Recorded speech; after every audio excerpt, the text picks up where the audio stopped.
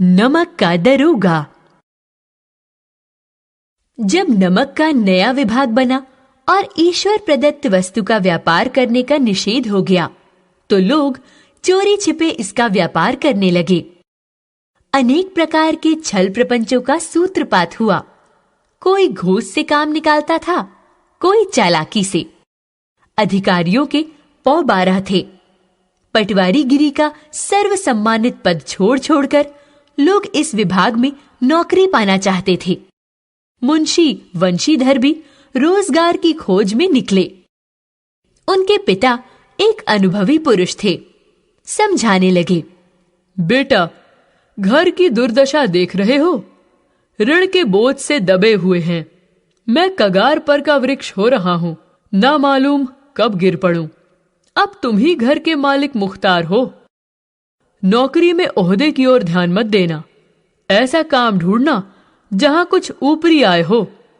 मासिक वेतन तो पूर्णमासी का चांद है, जो एक दिन दिखाई देता है और घटते घटते लुप्त हो जाता है।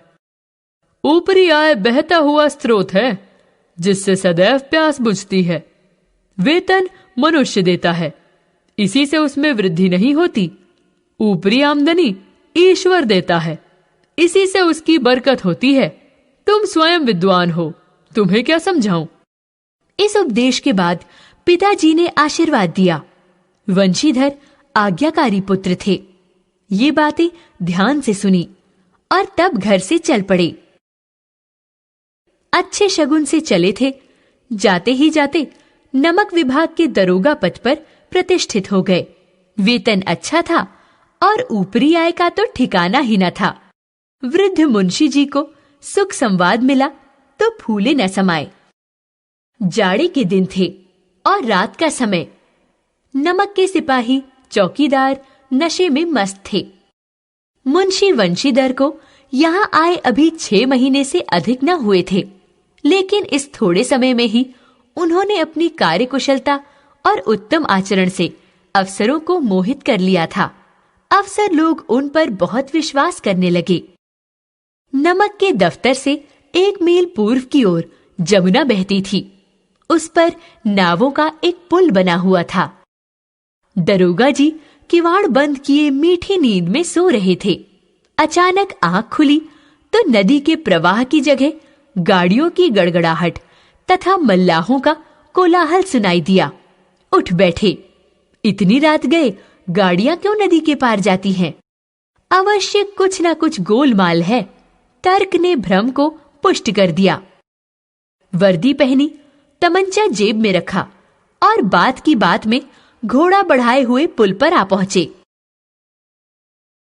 गाड़ियों की एक लंबी कतार पुल के पार जाती देखी। डांट कर पूछा, किसकी गाड़ियां हैं? थोड़ी देर तक सन्नाटा रहा। आदमियों में कुछ कानाफूसी हुई। तब आगे वाले ने कहा, पंडित अलोपी दीन की। कौन पंडित अलोपी दीन? दातागंज के मुंशी वंशीधर चौकी। पंडित अलोपी दीन इस इलाके के सबसे प्रतिष्ठित जमींदार थे। लाखों रुपए का लेन देन करते थे। इधर छोटे से बड़े कौन ऐसे थे जो उनके ऋणी न हो। व्यापार भी बड़ा लंबा चौड़ा था। मुंशी जी ने पूछा, गाड़ियां कहां जाएंगी? उत्तर मिला, कानपुर। लेकिन इस प्रश्न पर कि इसमें क्या है, सन्नाटा छा गया। दरोगा साहब का संदेह और भी बढ़ा। वे जोर से बोले, क्या गूंगे हो गए हो? हम पूछते हैं, इसमें क्या लदा है? जब इस बात का भी कोई उत्तर न मिला तो उन्होंने घोड़े को एक गाड़ी से मिलाकर बोरे को टटोला। भ्रम दूर हो गया। ये नमक के ढेले थे। पंडित अलोपी दीन अपने सजीले रथ पर सवार कुछ सोते कुछ जागते चले आ रहे थे। अचानक कई गाड़ीवानों ने घबराते हुए आकर जगाया और बोले, महाराज, दरोगा ने गाड़ियां रोक दी हैं और घाट पर खड़े आपको बुलाते हैं। पंडित अलोपी दीन का लक्ष्मी जी पर अखंड विश्वास था। वह कहा करते थे कि संसार का तो कहना ही क्या, स्वर्ग में भी लक्ष्मी जी का ही राज्य है। उनका ये कहना यथार्थ ही था। न्याय और नीति सब लक्ष्मी के खिलौने हैं। इन्हें वह जैसे चाहती हैं नचाती हैं। लेटे ही लेटे गर्व से बोले, चलो हम आते हैं। ये कहकर पंडित जी ने बड़ी निश्चिंतता से पान के बीड़े खाए। फिर लिहाफ ओढ़े हुए दरोगा के पास आकर बोले, बाबूजी का आशीर्वाद। कहिए, हमसे ऐसा कौन सा अपराध हुआ कि गाड़ियां रोक दी गईं? वंशीधर रुखाई से बोले, सरकारी हुक्म। पंडित अलोपी दीन ने हंसकर कहा, हम सरकारी हुक्म को नहीं जानते और न सरकार को। हमारे सरकार तो आप ही हैं। हमारा और आपका तो घर का मामला है। हम कभी आपसे बाहर हो सकते हैं? व्यर्थ का कष्ट उठाया। ये हो नहीं सकता कि इधर से जाएं और इस घाट के देवता को भेंट न चढ़ावें। मैं तो आपकी सेवा में स्वयं ही आ रहा था। वंशीधर पर ऐश्वर्य की मोहिनी वंशी का कुछ प्रभाव ना पड़ा। ईमानदारी की नई उमंग थी। कड़क कर बोले, हम उन नमक हरामों में से नहीं हैं जो कौड़ियों पर अपना ईमान बेचते फिरते हैं। आप इस समय हिरासत में हैं। आपका कायदे के अनुसार चालान होगा। बस मुझे अधिक बातों की फुर्सत नहीं। जमादार बदलू सिंह, तुम इन्हें हिरासत में ले चलो। मैं हुक्म देता हूं। पंडित अलोपी दीन स्तंभित हो गए। गाड़ी वालों में हलचल मच गई। पंडित जी के जीवन में कदाचित ये पहला ही अवसर था कि उन्हें ऐसी कठोर बातें सुननी पड़ी। पंडित जी ने धर्म को धन का ऐसा निरादर करते कभी न देखा था। विचार आया कि यह अभी उद्दंड लड़का है। माया मोह के जाल में कभी नहीं पड़ा। अल्हड़ है, झिझकता है। बहुत दीन भाव से बोले, बाबू साहब, ऐसा न कीजिए। हम मिट जाएंगे। इज्जत धूल में मिल जाएगी। हमारा अपमान करने से आपके हाथ क्या आएगा? हम किसी तरह आपसे बाहर थोड़े ही हैं। वंशीधर ने कठोर स्वर से कहा, हम ऐसी बातें नहीं सुनना चाहते। अलोपी दीन ने जिस सहारे को चट्टान समझ रखा था वह पैरों के नीचे से खिसकता मालूम हुआ। स्वाभिमान और धन ऐश्वर्य को कड़ी चोट लगी, किंतु अभी तक धन की शक्ति पर पूरा भरोसा था। अपने मुख्तार से बोले, लाला जी, 1000 के नोट बाबू साहब को भेंट करो। आप इस समय भूखे सिंह हो रहे हैं। वंशीधर ने गर्म होकर कहा, 1000 नहीं, 1,00,000 भी मुझे सच्चे मार्ग से नहीं हटा सकते। वंशीधर ने अपने जमादार को ललकारा। बदलू सिंह पंडित अलोपी दीन की ओर बढ़ा। पंडित जी घबराकर 2-3 कदम पीछे हट गए। अत्यंत दीनता से बोले, बाबू साहब, ईश्वर के लिए मुझ पर दया कीजिए। मैं 25,000 का निपटारा करने को तैयार हूं।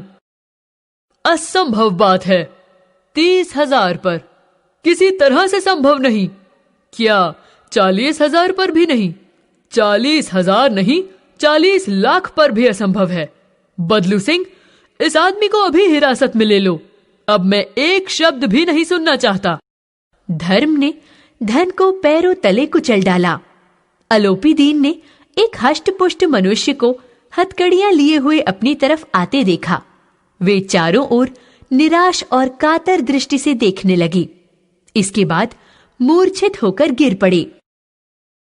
जब दूसरे दिन पंडित अलोपी दीन अभियुक्त होकर कांस्टेबल के साथ हाथों में हथकड़ियां, हृदय में ग्लानि और क्षोभ भरे लज्जा से गर्दन झुकाए अदालत की तरफ चले तो सारे शहर में हलचल मच गई। सभी लोग विस्मित हो रहे थे।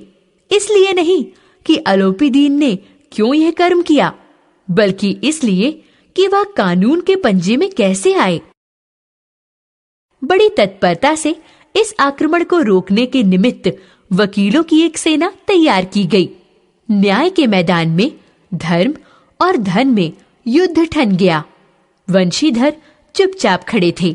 उनके पास सत्य के सिवा कोई बल न था, न स्पष्ट भाषण के अतिरिक्त कोई शस्त्र। गवाह थे किंतु लोभ से डावाडोल। यहां तक कि मुंशी जी को न्याय भी अपनी ओर से कुछ खिंचा हुआ दिखाई पड़ता था। वह न्याय का दरबार था, परंतु उसके कर्मचारियों पर पक्षपात का नशा छाया हुआ था। किंतु पक्षपात और न्याय का क्या मेल। जहाँ पक्षपात हो वहाँ न्याय की कल्पना भी नहीं की जा सकती। मुकदमा शीघ्र समाप्त हो गया। डिप्टी मजिस्ट्रेट ने अपनी तजवीज में लिखा, पंडित अलोपी दीन के विरुद्ध दिए गए प्रमाण निर्मूल और भ्रमात्मक हैं। वकीलों ने ये फैसला सुना और उछल पड़े। पंडित अलोपी दीन मुस्कुराते हुए बाहर निकले। जब वंशीधर बाहर निकले तो चारों ओर से उनके ऊपर व्यंग बाणों की वर्षा होने लगी। आज उन्हें संसार का खेदजनक विचित्र अनुभव हुआ। न्याय और विद्वता, लंबी चौड़ी उपाधियां, बड़ी बड़ी दाढ़ियां और ढीले चोगे भी एक सच्चे आदर के पात्र नहीं है। वंशीधर ने धन से बैर मोल लिया था। उसका मूल्य चुकाना अनिवार्य था। कठिनता से 1 सप्ताह बीता होगा कि मुअत्तली का परवाना आ पहुंचा। कार्यपरायणता का दंड मिला। बेचारे भग्न हृदय शोक और खेद से व्यथित घर को चले। बूढ़े मुंशी जी तो पहले से ही कुड़बुड़ा रहे थे कि चलते चलते इस लड़के को समझाया था, लेकिन इसने एक न सुनी। जब मुंशी वंशीधर घर पहुंचे और बूढ़े पिताजी ने समाचार सुना तो सिर पीट लिया। बोले, जी चाहता है कि तुम्हारा और अपना सिर फोड़ लूं। बहुत देर तक पछता पछता कर हाथ मलते रहे। वृद्धा माता को भी दुख हुआ। पत्नी ने तो कई दिन तक सीधे मुंह से बात ही नहीं की। इसी प्रकार 1 सप्ताह बीत गया। संध्या का समय था। बूढ़े मुंशी जी बैठे राम नाम की माला जप रहे थे। उसी समय उनके द्वार पर सजा हुआ रथ आकर रुका। मुंशी अगवानी को दौड़े। देखा तो पंडित अलोपी दीन है। झुककर दंडवत की और बोले, हमारा भाग्य उदय हुआ जो आपके चरण इस द्वार पर आए। आप हमारे पूज्य देवता हैं। आपको कौन सा मुंह दिखाएं? मुंह में तो कालिख लगी हुई है, किंतु क्या करें, अभागा कपूत है। नहीं तो आपसे क्यों मुंह छिपाना पड़ता। ईश्वर निसंतान चाहे रखे, पर ऐसी संतान ना दे। पंडित अलोपी दीन ने कहा, नहीं भाई साहब, ऐसा ना कहिए। मुंशी जी ने चकित होकर कहा, ऐसी संतान को और क्या कहूं। अलोपी दीन ने वात्सल्यपूर्ण स्वर में कहा, कुल तिलक और पुरखों की कीर्ति उज्जवल करने वाले संसार में ऐसे कितने धर्मपरायण मनुष्य हैं जो धर्म पर अपना सब कुछ अर्पण कर सकें। पंडित अलोपी दीन ने वंशीधर से कहा, दरोगा जी, इसे खुशामद ना समझिए। खुशामद करने के लिए मुझे इतना कष्ट उठाने की जरूरत न थी। उस रात को आपने अधिकार बल से मुझे हिरासत में लिया था, किंतु आज मैं स्वेच्छा से आपकी हिरासत में आया हूं। मैंने हजारों रईस और अमीर देखे, हजारों उच्च पदाधिकारियों से काम पड़ा, किंतु मुझे परास्त किया तो आपने। मैंने सबको अपना और अपने धन का गुलाम बनाकर छोड़ दिया। मुझे आज्ञा दीजिए कि आपसे कुछ विनय करूं। वंशीधर बोले, ये आपकी उदारता है जो ऐसा कहते हैं। मुझसे जो कुछ अविनय हुई है उसे क्षमा कीजिए। मैं धर्म की बेड़ी में जकड़ा हुआ था, नहीं तो वैसे ही आपका दास हूं। जो आज्ञा होगी वह मेरे सिर माथे पर। अलोपी दीन ने विनीत भाव से कहा, नदी के तट पर आपने मेरी प्रार्थना नहीं स्वीकार की थी, किंतु आज स्वीकार करनी पड़ेगी। वंशीधर बोली, मैं किस योग्य हूं, किंतु जो कुछ सेवा मुझसे हो सकेगी उसमें त्रुटि न होगी। अलोपी दीन ने स्टैंप लगा हुआ एक पत्र निकाला और उसे वंशीधर के सामने रखकर बोले, इस पत्र को स्वीकार कीजिए और अपने हस्ताक्षर कर दीजिए। मुंशी वंशीधर ने उस कागज को पढ़ा तो कृतज्ञता से आंखों में आंसू भर आए। पंडित अलोपी दीन ने उनको अपनी सारी जायदाद का स्थायी मैनेजर नियुक्त किया था। 6000 वार्षिक वेतन के अतिरिक्त रोजाना खर्च अलग, सवारी के लिए घोड़ा, रहने को बंगला, नौकर चाकर मुफ्त। कंपित स्वर में बोले, पंडित जी, मुझ में इतनी सामर्थ्य नहीं है कि आपकी उदारता की प्रशंसा कर सकूं, किंतु ऐसे उच्च पद के योग्य मैं नहीं हूं। अलोपी दीन हंसकर बोले, मुझे इस समय एक अयोग्य मनुष्य की ही जरूरत है। अलोपी दीन ने कलमदान से कलम निकाली और उसे वंशीधर के हाथ में देकर बोले, ना मुझे विद्वता की चाह है, ना अनुभव की, ना मर्मज्ञता की, ना कार्यकुशलता की। इन गुणों के महत्व का परिचय खूब पा चुका हूं। अब सौभाग्य सुअवसर ने मुझे वह मोती दे दिया है जिसके सामने योग्यता और विद्वता की चमक फीकी पड़ जाती है। ये कलम लीजिए, अधिक सोच विचार न कीजिए, दस्तखत कर दीजिए। परमात्मा से यही प्रार्थना है कि वह आपको सदैव नदी के किनारे वाला बेमुरौवत, उद्दंड, कठोर परंतु धर्मनिष्ठ दरोगा बनाए रखे।